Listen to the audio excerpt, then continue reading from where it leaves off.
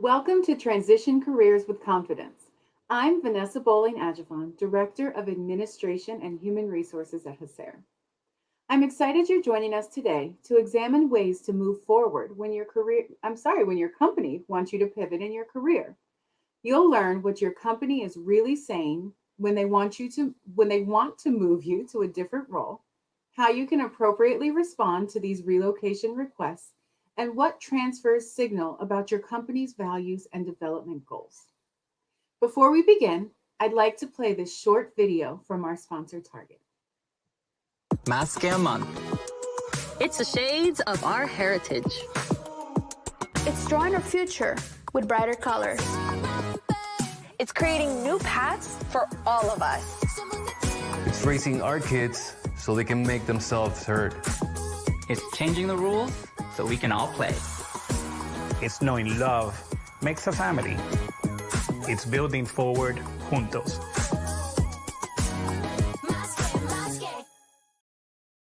I would now like to introduce Brenda Ortiz Valle, Product Area Director, Indo-Pacific Programs at Raytheon Technologies. Welcome, Brenda. So, good morning, everybody. Buen día, buenas tardes, buenas noches, depending on where you're at. I'm really excited to be here representing my company, Raytheon Technologies, and really just joining this fabulous journey with HACR. HACR has an incredible history of advancing diversity, equity, and inclusion. Working with HACR, we are dedicated to results. I am here with some of my colleagues with Raytheon Technologies who were selected to take part of this incredible program. Earlier this year, I had the opportunity also to be part of the HACR Executive Program, and the experience was priceless. In 2020, Raytheon Technologies formed as a merger of Raytheon and United Technologies. Sadly, our first year was marked with a global pandemic and social unrest. The year casts a harsh light on disparities, inequities, and systemic racism. I am proud to say that I represent a company that takes a stance for solution. With that, the stance goes all the way to the top. We created 4 pillars for action: focus on public policy, works for diversity, community engagements, and supplier diversity. To walk the talk, our Chief Diversity Officer reports directly to our CEO, Greg Hayes, keeping us on track to achieving our D&I goals. With that, we are excited to be your sponsor today, and I'm looking forward to a great discussion. At this moment, our 100 years of experience let a peacekeeper take to the skies with peace of mind. And at this moment, those 100 years of experience lets the first-time flyer in Seat 17A do the same. At this moment, the entire world held its breath. While at this moment, a supply chain partner is breathing new life into the community. At this moment, the sky's the limit for this next generation of creators. And at this moment, our sustainable aviation efforts make blue skies bluer. For moments that matter, past, present, and future, there is one certainty: Raytheon Technologies. We are made for this moment.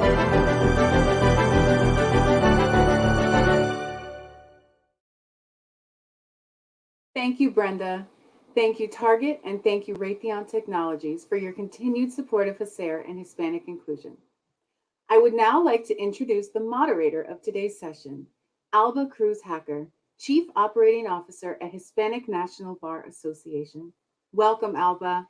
We have a distinguished group of panel today, starting with Angel Uruchima, Opportunity Shaping Advisor for Tenjis Chevroil in Kazakhstan. We also have Brenda Ortiz, Product Area Director for the Indo-Pacific region for Raytheon Technologies, and Christine Robles, Vice President of Human Resources at Target Corporation. Welcome, everyone. I am so glad to have you join us today.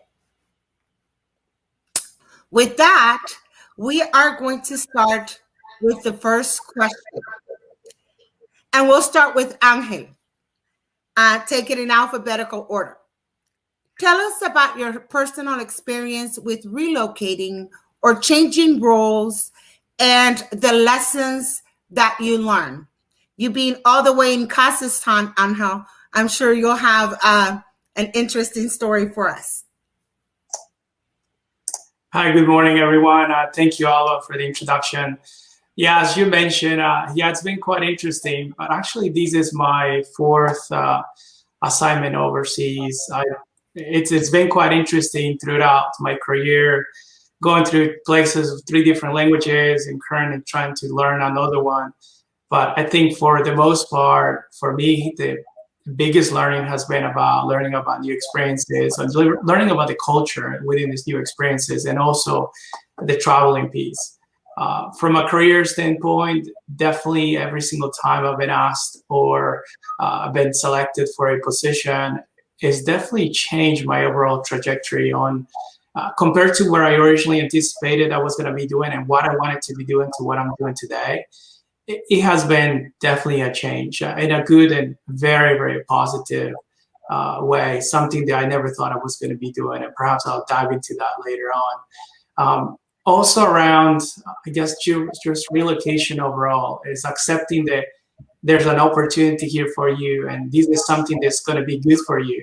But understanding what good is, that has taken a little bit of time to absorb, at least when the first time when the opportunity is presented to you and to myself. And since the very first one, when I was actually asked to take an opportunity to go to Australia and live there for 4 years. But at the same time, as I've been able to understand what that opportunity is, understand where I'm going, that is understanding what is that I need to be doing to be able to get there. From a preparation standpoint, a major lesson around understanding where I'm going, what's available, what's not, and how do I need to better prepare for that. And then also understanding what are the things that I need to, once I get over there, I know that the housing and all the support will be there from a company standpoint, but let's think a little bit more about how to prepare for that job. If there's something you've been picked to do, how do you better prepare for that? And perhaps going from a point where you didn't have any authority to a place and a job where you have full authority and control, or vice versa, coming from a place where I have a lot of control to a place where I don't have any of that control anymore because I now am an advisor role. And so surrendering to all that control you had before. So for me, it has been definitely a lesson understanding how to move from one side to the other, how to control that authority to not having it. But that is something that has been easily managed with a couple mentors, but also something that coach can definitely offer that to you. I think for me, more importantly, above all of this stuff they mentioned, has been around the family piece. Understanding that the family is okay with that move, with that transition, and whether or not, it's how do you make them comfortable with that transition? And how do you prepare them to go into that transition? It's not just as simple as saying, yes, I'll take on the role, but it's actually getting also the family to move into that yes portion and then bringing them along on the journey from preparation as well as how to arrive there and how to transition the entire family to not only that location, but also to that mindset of the new culture that you're in, or that not the culture, and then also perhaps the language and the traditions that comes along with that relocation, especially if it's an overseas assignment. Right. Thank you so much, Brenda. Please let us know, both if you have external, meaning that the company itself has asked you to move, but also if there has been points in your career where personally, right, you've decided that it's time for you to move. I mean, for me, has been moving kind of like around, taking up a couple of different roles. Not so much like moving my family or moving away from my home base now, which is in New England. Really, my experience is just taking up a bunch of twists and turns in my career, pursuing really the current role that I have, which is a portfolio manager for the Far East programs. So on that, I took on many roles related to business creation, proposals, functional management, programs at different points in the life cycle, different customers. and product lines, you name it. I took on many, many twists and turns and different roles throughout my career. The lesson that I did learn by doing that was to really understand what you wanted to get from a particular role and going into it with purpose, because I have to confess that some of the roles I did question why I took on those roles, and really took me a little while to realize that those were not the right roles. But really just not staying there too long. If you feel that you're not getting something from a role, just pick up your bags and move into a different role that you're gonna have some underlying benefit. So what I will say to the team here is that I recommend that you just look at the benefit that you're gonna get from a career move, and really just set a target for transitioning once you're actually obtain that benefit. And so you can focus your time and energy on something that would bring the reward and get you closer to your ultimate goal. Thank you. Thank you so much. And then let's turn over to Christine. Same question. You know, both, feel free to talk about both career moves that have been, you know, necessitated because the company has asked you to move. But, you know, more importantly, if you have had instances where it's been just your own personal, that you say, you know, it's time for me to change and completely pivot in my career. Yeah. Well, early in my career, I was in store management roles. And at the time, my leaders were really wanting me to grow and develop within the store management business side. And it was before I had even gotten into any HR roles at Target. And, you know, I really considered wanting to continue to grow my career. I had a business administration and management degree, and I thought that that's the direction I was going to go. And at one point in my career, there was an opportunity that there was a human resources role within the store that I worked in that opened up. And I volunteered to cover the role in the meantime until they had gotten someone backfilled into the job. And for my own learning, I wanted just to learn, you know, a new role and help support the rest of the team. And as I did that, I found a love and a passion and interest in human resources. And so my first learning and advice I would give is be open to different things, different roles, different positions. Because had I not, you know, been curious and wanted to help support that role within the store, I probably wouldn't be in human resources today.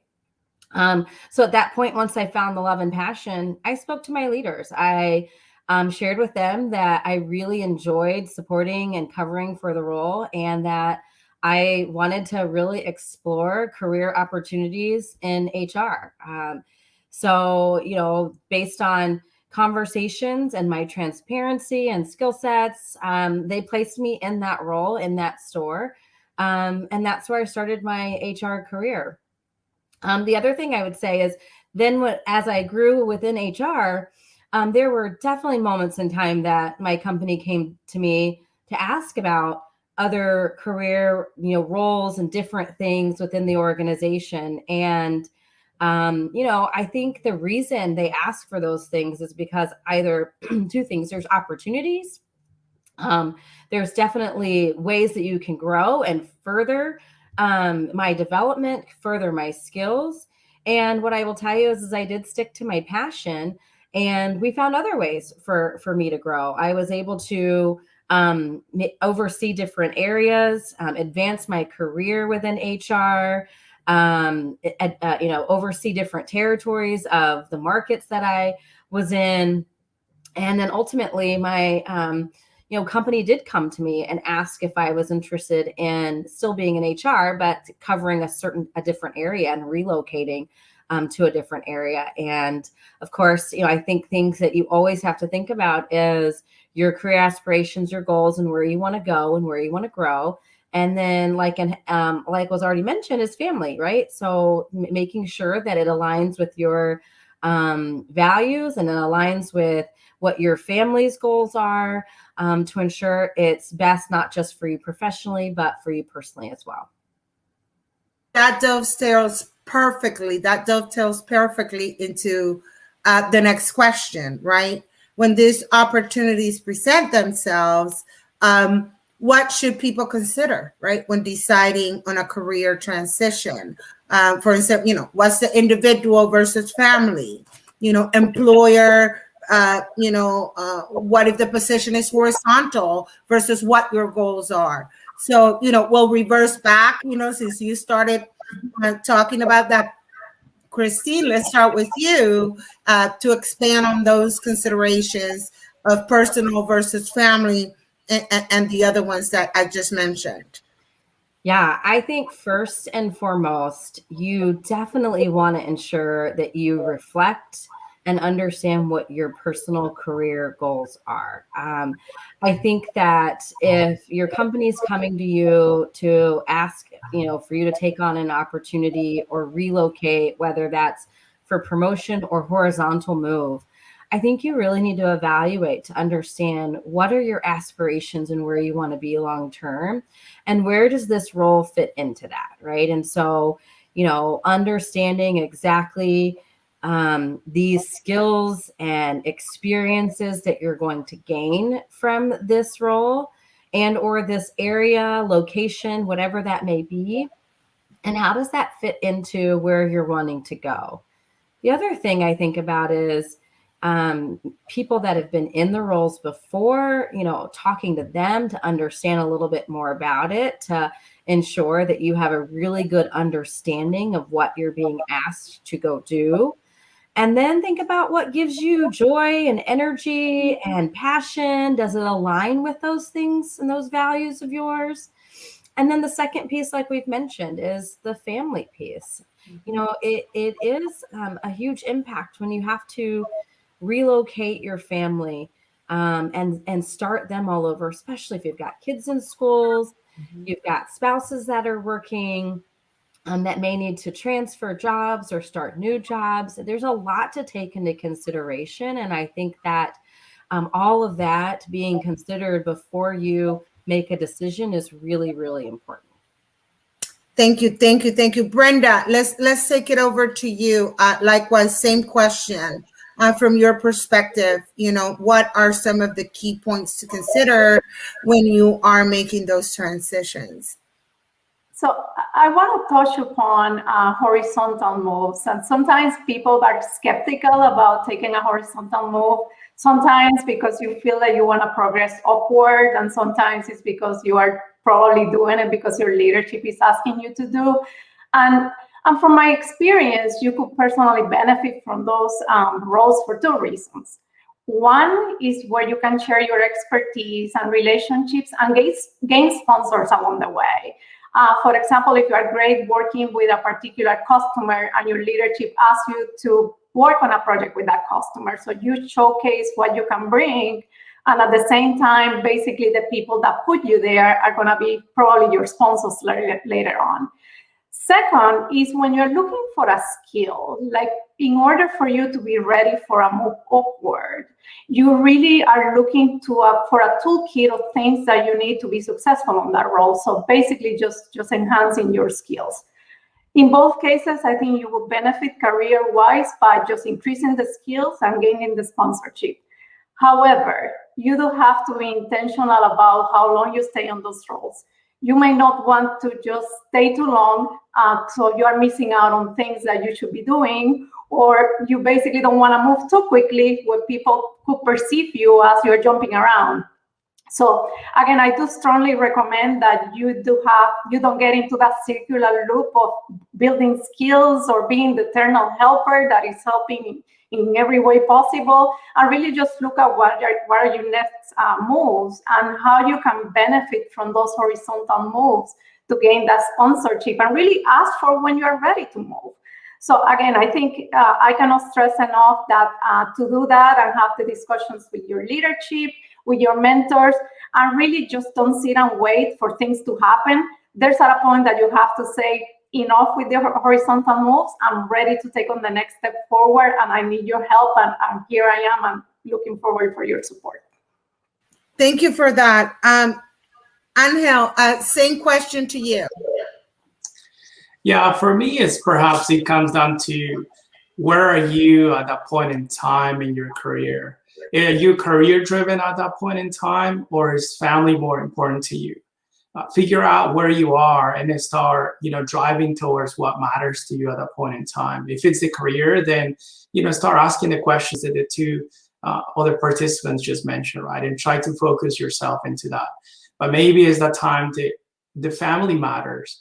And although you want to take on that position, maybe some sacrifices you have to make. Are you willing to make those sacrifices? Or it may well be that that position comes with a fiscal move. And if they'll take you into a location the family has always aspired to go, and this is the time to go, it's a match. So think about all that. But again, understand really where you are. And during that time, before you make that decision. And once you understand that that is perhaps the right position, just maybe there's a compromise you want to get. It's about, the family and the career. It may well be there's a temporary position, or it was listed as it's a full-time, but it's residential. Maybe there's a compromise you can ask about switching that around, that you can actually fulfill the job, but you can only be there for a year, or maybe 6 months, or maybe it's 2 years out of the 4 that they're asking from you. It's all about, and it's all into the conversation at the end of the day. And then once you're able to accept the position, in my experience, and I've seen these also in some of my colleagues, when you accept the position and you're really going to pivot into that, whether it's going upwards or going laterally, it's actually having that full support from your existing management and the position you're in, and the management on the other side to make that transition happen. I've seen in some cases where you have accepted the position, but halfway through, there's not a support to be able to get the position fulfilled because something else came up in your current job. And by the way, they need you right away, so they cannot let you go. So then some of those dreams and aspirations are lost. So make sure you have that commitment on both ends. But again, understand where you are, I think mainly during that time of this potential career change, and whether you're family driven or career driven, and make your decisions accordingly. Thank you for that. And that is a perfect transition for our next question. Our next question, which is, what do you do to combat fears or other obstacles? It doesn't have to be only fears, right? When it comes to a transition, when you think, is it too early? Is it too late for a transition? Depending when you are in your career. And we've been talking a lot about a lot of assessments that need to be made. So I want to throw something, when you're making these decisions, who do you talk to, right? In the process, if any of you has advice on that, to decide what do you do. So it's kind of a complex to restate again. Is it too early? Is it too late? Am I afraid? Are there other obstacles? Who can you talk to help you come to the right decision for you in your career? And let's start backwards again. So Angel, I'll start with you. Okay, so for me, the first one is don't be afraid, right? If somebody is actually asking you to pivot into a career move, career change, physically or not, it's because they probably saw something in you, if they're actually tapping you on the shoulder. The other one, perhaps that position has presented in front of you, and you see that's the right one to take on. But the first thing we always draw into is not that emotion that, hey, finally I'm gonna go get it done. It's just you right away become afraid. So don't be afraid and listen to the proposal and do your own research and see if that's the right fit. But for me, the biggest one is to be able to get you to the next point of a decision is dig into that curiosity quotient. We all have that. We are curious about learning about anything. Well, why not learn about that career change, that career move, that new position that somebody has offered us, has been presented to you? Learn more about it, and then go and find out from others, is this the right thing for me? And more importantly, find out from others that perhaps have been through that, or somebody else that you trust, that a mentor, that coach that you may have. What would you see that this would happen? If I take this position, what is going to be next? What would I be able to obtain after these? Do your own research, but also bounce that onto somebody else. And then understand, how this really helps you with the career. Or again, back to what I mentioned before, is this something that also your family may be on board with and support your family goals that you have? Or some of those, they maybe come to, especially myself, that can I pursue my hobbies even better? I might move into Colorado. I might stay here, but actually have more time to go and do my own hobbies. Figure that out, what's important to you. But more importantly, at the very beginning, don't be afraid and start just being more curious about it and finding more answers within yourself and also relying on others. Thank you. Brenda, to you. So I echo what Angel just said, that first, I think you have to be true to yourself. And really, you know better than anyone what your gut is telling you probably is the right thing to do. And if you're unsure, just engage with your mentors and your sponsors and really just have that bouncing board. So really you convince yourself when is the right time for making a move. From my experience, I always consider two things. First, what is the level of risk that I want to take when I'm making that move and how much benefit I will get out of it? And second is what impact that decision will have on my family, my husband, children, my mother, you name it. So I have to consider that and really how impactful that will be. Ultimately, you want to make the right decision and have an educated decision going forward. And in some cases, the decision is just not to move, and that's okay too, right? You can stick around and all of that, but again, I think follow what your gut is telling you, engage your mentors, and really just look at both various perspectives, not only you career-wise, but also your family and the people that are going to be impacted by that decision. Thank you. I know it hasn't been overtly stated, but I think that everyone would agree, and I'll turn it over to Christine, that it's never, to use a cliche, too late, right, to make a transition. I would like to stress that, we always can, to echo what Angel was saying about that curiosity, be curious. It's never too late to make a transition that is right for you, right, and for your family. So Christine. Yeah, I mean, just to reiterate what you just said, it is never too late. And I think that the key there is to be transparent about what you want, regardless of where you're at in your career, length of time, too soon, too late. I think transparency is really important to have that open dialogue with your leaders. I would also be considering like what has been your career journey up until this point, like really take that into consideration and making that decision on, is this the right time or not? That's the key question that I've always asked myself is, where am I at?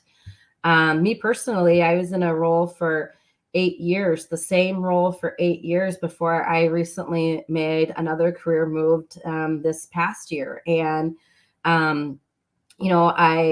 it was brought to me as an opportunity, which was great. But I did have to take a lot of things into consideration because it was relocation to a new city, which is where I wanted to be, it was great for me and family. But I had to make sure that I was checking in with, mentor sponsors, like everyone has mentioned. The other people I leverage along the way too is former bosses of mine.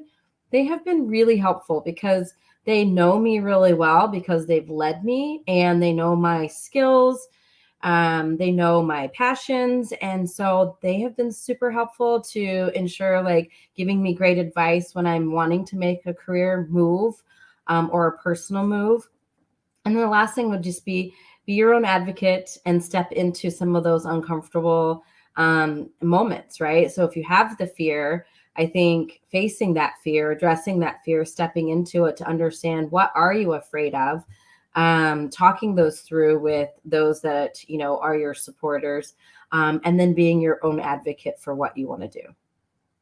Yeah, and that brings me precisely to another question that I think we need to, that it would be helpful, which is, what are some of those obstacles, right, that we have had during transitions in our careers? And how have you overcome it? I love that everybody, there's a theme, try to overcome those fears, just step into it, have faith in yourself. But how can you, provide examples and I don't know who wants to take it because this is sort of just came up spontaneously.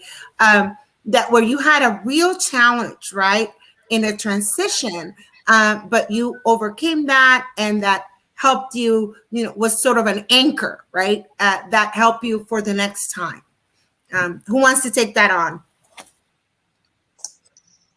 I can jump in and then I can turn it over to whoever, but I transitioning to a new location and a new role a few years back. And at the time, the people that had supported me and placed me into that position ended up leaving the company. And it was tough because you feel like you agree, you sign up, you've vetted things out, you've actually been like, great, I'm excited about this new opportunity. And then you get there and it's a bit different than what you expected because new leaders are coming in. I ended up having a new boss at the same time. So there was a lot happening. I was new, excuse me, new to the city. Excuse me, new to the city I was in a new job. And I had a new, support system around me. But I think what got me through that time was people that have supported me and mentors that have supported me, right? And I stress that so much. I had built a network over time, and sometimes even external networks, people that, that you can call and talk through those situations. What helped me was just making sure I stayed grounded. I continued to be myself, do what I knew, did the job that I knew that I was there to do. And eventually things worked out, right? The people that I was then supporting around me, we were able to accomplish the goals that we needed. But it was really about talking to others and staying grounded in the work that I was there to do. Excellent. So we'll go around, and we're almost to the Q&A time. Brenda, same question. So for me, I think it was when I became a deputy for one of the programs. At that point, I went into that role thinking, do I want to be a deputy and not really moving into the director level role? I took it just because with the person that I was working with had been a great mentor and to a point a sponsor throughout my career. And I said, okay, I like working with you, so I'm going to go for it. So a few years went by and I'm like, I'm not making it to the next level. So I'm just going to go and look around. I went and looked around, interviewed for a couple of roles, and then I came back and I am like, okay, so I'm going to stick around with the deputy role. Little that I knew that this person that I was working with, he was thinking on taking his next role. So he took on a different role, and leadership tapped me to take over the programs that he was managing at the time, and I became a director. And from that point on, everything just came together. Like I basically took on that director level role. Soon I took on 2 countries, and then all of a sudden in a few months, I took on an entire portfolio for Indo-PACOM and Southeast Asia. So sticking around at that point in time, even though I was not sure, I think it's been so rewarding that I just still consider that the biggest highlight of my career. A great surprise. Same, Angel, same question. Yeah, so for me, just remember, when you're at this point and this juncture in your career, and you decide to take and pivot into that new role, oftentimes you'll become your own enemy. And you'll be your worst enemy because you're going into a role that you don't know anything about, and you have to do that, make that physical move. I don't know anything about the role. I don't know anything about this city, this new location, this culture. You go through the motions of me. It's just, you're going to become your worst enemy. So going back to what Christine mentioned, when you get to that portion, which most of us will and have been there, rely upon those that know you the best. They're the ones that are closest to you. And, bounce some of these ideas by them. And you kind of get that perspective on them. And look, why are you, calling yourself out on these? You can do a lot better. But more importantly, just remember these. There's a lot of items, new positions that are listed, items that people come to you for and they want help with. Those are items that most of the time are new. So you can make that position your own.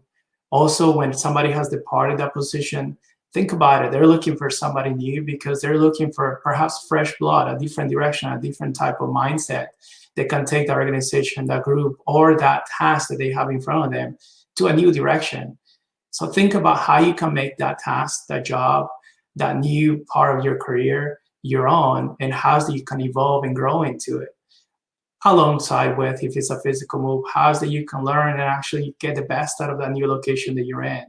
I've been through all that, what I just mentioned, but it's A, relying on your support network, and then B, having that growth mindset to be able to overcome some of those fears that continue to come back every now and then actually get the best out of that position and the role that you're in. Thank you. And we have quite a few questions here, and I'm just gonna, start reading them. So what kind of family support or benefits specifically that you can negotiate with your company when considering a relocation opportunity?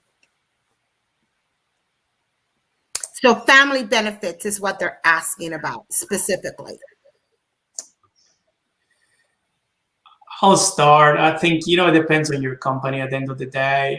For me, my personal experience has been around for the physical moves is whether some of the positions were listed as temporary assignments, 1-year assignment. That meant that I could potentially take the family on trips, but I could not take them with me. Or at the same time, they could come in, but none of our belongings would be with us. And there were also some limitations around the family. Why not talk about turning that into a residential assignment where you actually have the full benefits of having the family with you? Again, it's coming back to where you are at the point in time. Is the family the one thing that matters to you in addition to your career? And how is it you can size that up with a company? But all those will be on the discussion points that you can bring in. For me, it was actually switching a role from a temporary assignment to actually making it residential and going from 18 months to being there for 4 years. Because right up front, they realized that actually they had a lot more to gain should they bring me to that position on a residential assignment than on a temporary assignment. Wants to tackle? If not, we'll go to the next. Okay, we'll go to the next. Have any of the panelists ever experienced a situation where different leaders are encouraging different paths? How did they make that decision? Interesting question. I can go ahead. So that's happened to me quite a few times, that I'm meeting with different mentors, different leaders, and all of a sudden they're giving me completely opposite direction. So I think what I advise the team to do is just ask the questions as to why they are steering you one way or another, and really just take all that data to make your own decision. Sometimes they think they know where you want to go, but they need to understand where really you want to go also to make those suggestions. So again, what I will advise is just have the conversation, ask why they think that's a good role for you, and then just have that dialogue with them. And sometimes, believe it or not, you can change their mind. They are like, oh, I didn't realize that that's what you wanted to do. So again, I think that's definitely just have the conversation.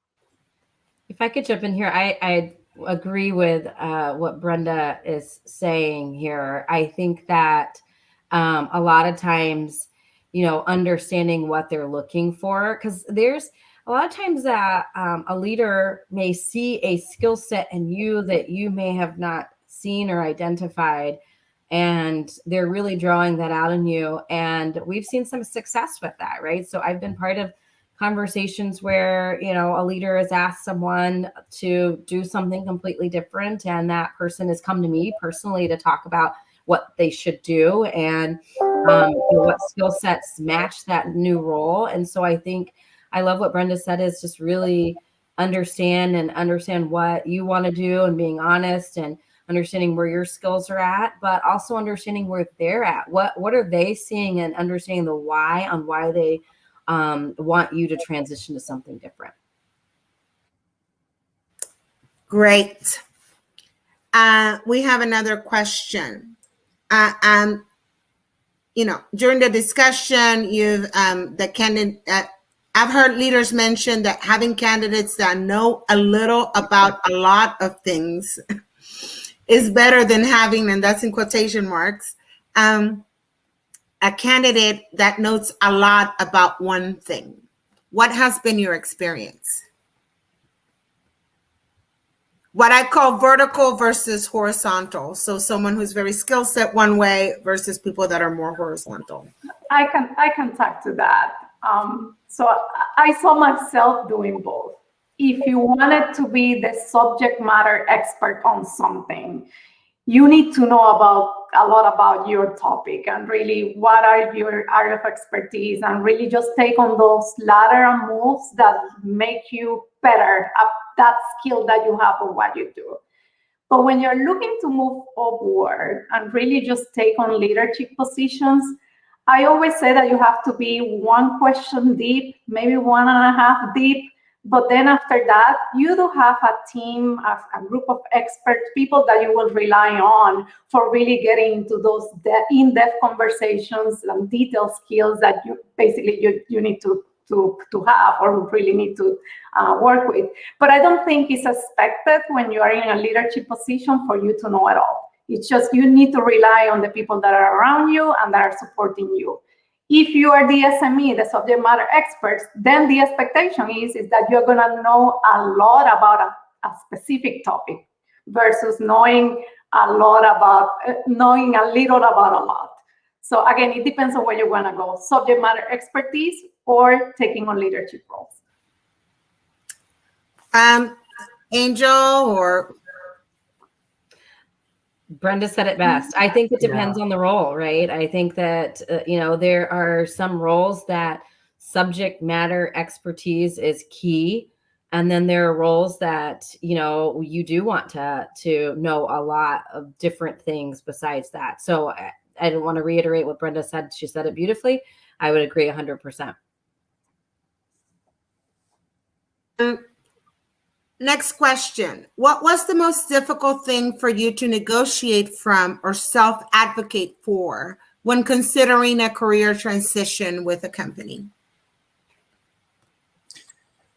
I think for my side is actually getting your leader getting to acknowledge that you're ready.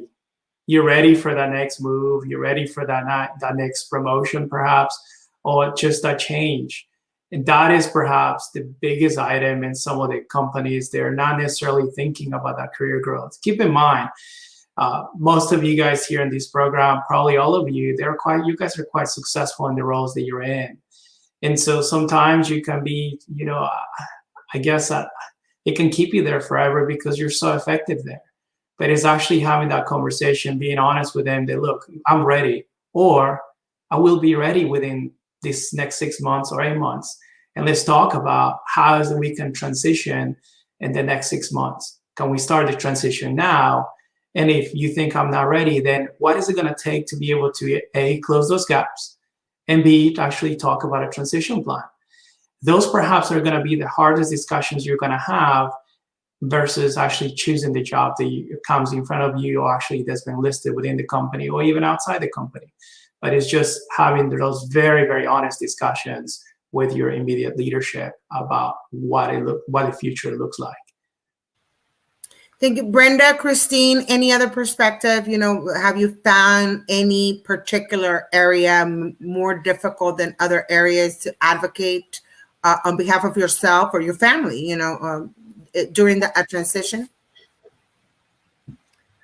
Yeah, I'm going to just go there that it's always hard to talk about pay, you guys. I know that a lot of leaders struggle with negotiating pay during a career transition or a career change. But if you don't advocate for yourself, no one else will, and you have to do it. You have to lean into that conversation. And the worst thing that can happen is no, and then you make decisions from there, right? But asking and advocating, and a plug in there for especially our Latina leaders, we have to advocate for ourselves in order to continue to close that pay equity gap. And then secondly, negotiating time in the position. I know Angel mentioned temporary to make it more permanent. There are times where you have to negotiate how long. If you only want to be in a position for a certain amount of time, that can be tough, because if the business leader and the company wants you in for X amount of years, 3 years in this role, and you really only want to be in 1.5 to 2 years, what does that conversation look like? Again, going back to what you want, what your values are, how that fits into your long-term career goals is something else you should definitely talk to your leaders about. Great. Thank you. What advice would you have for someone who is being asked to relocate to a new city where the person has no networks, but yet the person recognizes the importance of taking these relocating assignments?